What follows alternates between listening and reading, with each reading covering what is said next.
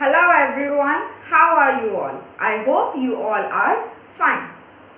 Welcome to our new session and today's topic is Subject-Verb Agreement. In the last two videos, we understood what are verbs, its types and forms. Now we will learn that how you can use verb in a sentence. So are you ready? Let's start. We'll again start the lecture by first understanding the name of the topic, and the name is Subject-Verb Agreement. Now subject and verb we have already understood, but what is agreement? Now agreement is a deal and it has been done between subject and verb. Subject and verb both have come to some terms that if you are coming like this way, then verb said I will also come like this. Let's understand this with an example. If I want to make a sentence, he is intelligent. Now, can I make a sentence like this, he are intelligent? No. You all will say that it is an incorrect sentence because we have learned that he is always joined with is, was or has. If we change the sentence like they are intelligent. Now when they is used, we use are because they is plural. So what are the terms? That when a singular subject is used in a sentence, you will use singular verb with it and vice versa. Now the next thing is how to identify which verb is singular and plural. For example, if I give you two options, go and goes, which one is singular? Yes, most of you know the answer. And the correct answer is goes. But some of you will surely get confused while forming singular and plural forms. So I have a trick for you. When you have a verb with you and you put s or es, it becomes singular. Also, singular starts from s. So all the verbs ending with s or es are singular. Okay, so s for singular and verbs ending with s are singular. Let's take few more examples. Climb, climbs. Now which one is singular? Yes, climbs because it is ending with s. Okay, drive, drives. Yes, singular is drives ending with s. So I hope it is clear now. Also you can understand this thing by using the forms of be, do and have. Be has its singular forms as is and was, not are or were. Is and was are again ending with s, and these are the singular forms of verb. If you take the forms of do, does, did. We are talking about do and does. Does ends with es. So does is the singular form. Likewise, forms of have, has and have. Has is the singular verb and have is the plural verb.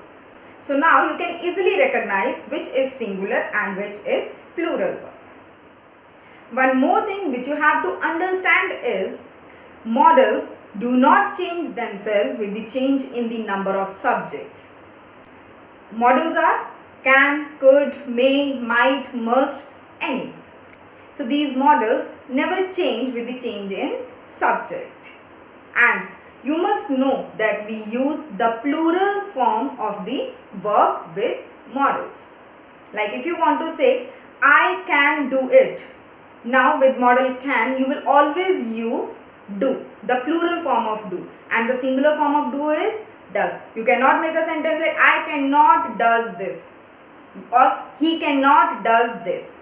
So it will be an incorrect form. So you always use the plural form of verb with modals. So let's have a look at various cases of using these verbs. So the first case is when two or more than two subjects are joined with and, the plural form of verb will be used. We will understand everything with example because this is the chapter which can be understood easily only with the examples. So the first example I will take is Reena and Sushma is oblique are best friends. Now, what is the correct answer? Yes, are. So the sentence will be Reena and Sushma are best friends. Okay. Similarly, you can make a sentence using pronouns. Like he and I are good friends. Not he and I am good friends. So you will take plural verbs when two or more than two subjects are joined with and. Point number 2. Sometimes two or more than two subjects are joined with and, but they are pointing towards a single idea, person or a thing. Then you will take singular form of verb. Let's take an example again. If I say bread and butter is oblique are my favorite meal. What is the correct answer? Is, because it has become that bread and butter, these two things when combined together they form a meal, which is a single thing. So you will use bread and butter is my favorite meal. Let's take one more example. You must have heard this quote, slow and steady. Okay, slow and steady, win oblique wins the race. Which is the correct answer? Yes. So slow and steady wins the race. Why? Because they are pointing towards a single idea. That if you want to win a race, you must go slow and steady. Point number 3. This we will understand initially by example. A black and white cat is oblique are jumping on the table. Now which is the correct answer? Yes, a black and white cat is jumping on the table. Let's change this sentence. A black and a white cat is oblique are jumping on the table. Now the answer will be are. Why? Because you have done this in articles, that number of articles in a sentence is directly proportional to the number of persons. Like if there is a single article used for various uncountable nouns or various qualities, then you assume that there is a single person. Here I have used the sentence like a black and white cat. So a single article is used, that means there is a single cat.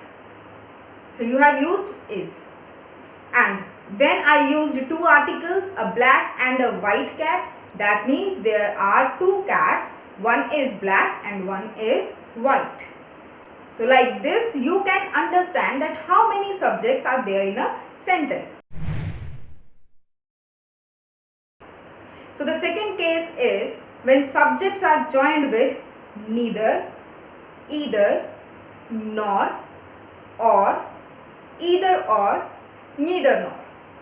So when subjects are joined with these 6 things, you take the verb according to the nearest subject. So what does it mean? To understand this, we will take an example. So the sentence is, neither Robert nor Tim has oblique have come. Now the nearest subject is Tim, which is singular. So you will take singular verb. So the answer will be, neither Robert nor Tim has come. Let's take one more example. You or your friends has oblique have broken the window. Now the nearest subject is your friends. So the verb will be have. Let's join the subjects with neither nor. Neither Ravi nor his parents has oblique have come. Now you will use have because the nearest subject is his parents and the subject is plural. So you will use have. So neither Ravi nor his parents have come. If I change the sentence into interrogative, the sentence will be, has oblique have Ravi or his parents come? Now the nearest subject is Ravi, not his parents. Now the verb will be has. So what you have to understand is that when you are joining your subjects with either or, neither nor, either neither or nor, you will always use verbs according to the nearest subject. The third case is when subjects are joined with each and every. So when the subject is joined with either of this, it will take singular verb. Why? Because when each or every comes before a subject, it makes the subject singular. For example, each day is precious. As there is each before day, so we will use singular verb.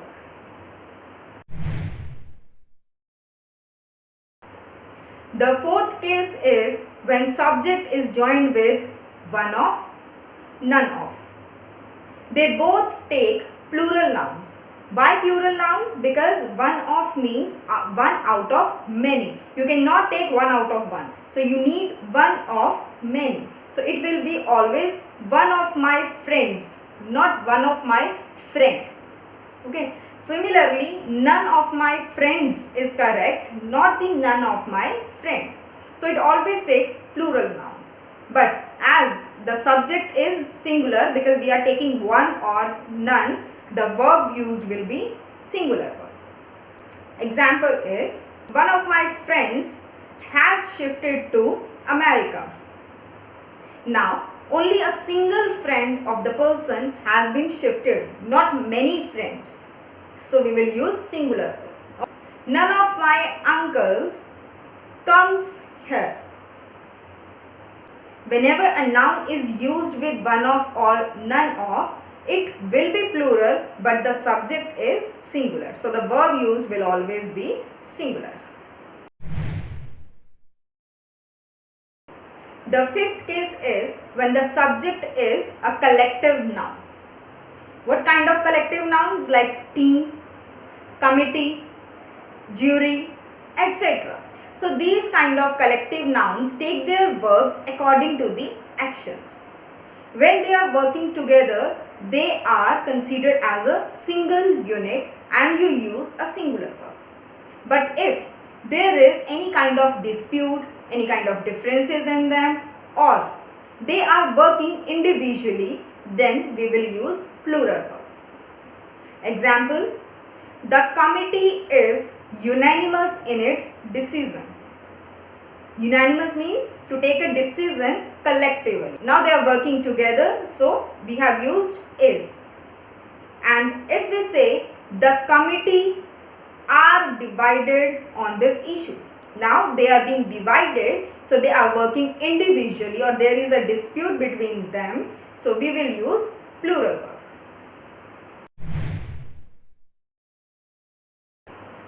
The sixth case is when subjects which actually appears plural but they are singular, then they will take singular verb. Because we have understood that when the subject is working as singular, we will take singular verb. For example, news. The singular form of news is news and the plural form is also the same. Or the names of these subjects or diseases. So these are some nouns which are singular but they appear plural.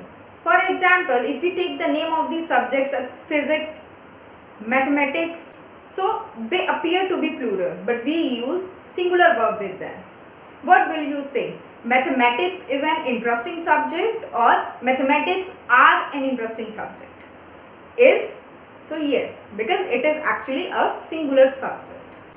Diabetes is a common disease or diabetes are a common disease. We use diabetes is.